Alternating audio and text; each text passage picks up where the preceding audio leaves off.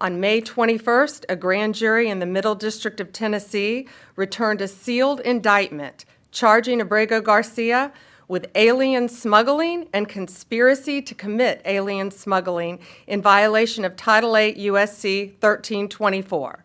I think that given how much this is a symbol more than it is a particular case, I think that this administration is very unlikely to just let him stay in the United States. The only way, candidly, I could see that happening is if it stops being an object of media attention. I think the best thing that could happen for Mr. Abrego Garcia is that everybody forgets that this case has happened and it's not actually a symbolic fight for the administration anymore. And so there's no real reason for them to continue trying to deport him so vigorously and using all these resources to do so, when in the end, from an enforcement numbers perspective, he's one person and there are probably better uses from their perspective of enforcement resources. But again, I think that because of the kind of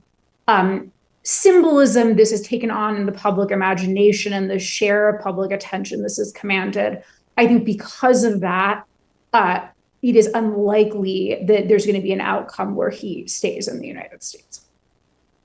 So I can't really say what order they'll do the immigration case in, but they have control over the timing of the immigration case. So they can decide, they're going to bring charges. They have more control over how that gets calendared, probably in seeking continuances because it's in front of an immigration judge. And so they may want to delay that case to see what happens with the criminal case before actually actively pursuing that. That would be a strategic question more for the folks at ICE in terms of how they're going to prosecute it, I think.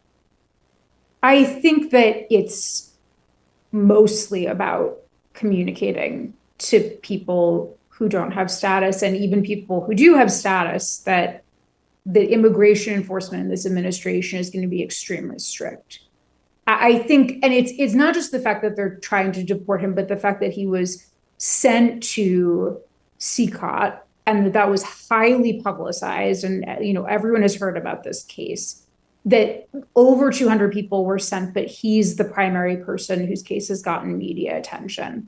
So I do think it's functioning as like a statement, a message, a symbol, whatever you want to call it, to people about what the nature of immigration enforcement in this administration is going to be. And I will say, when you look at what the administration has done with enforcement, not just of immigration law, but you can also look at things like the executive orders against law firms and some of the other actions it's taken.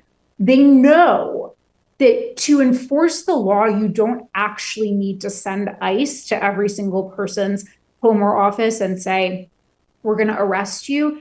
And that particularly if what you're trying to do is not just actually deport people, but kind of drive them underground and drive them out of public life, you can accomplish a lot by having a few cases like this that become highly public.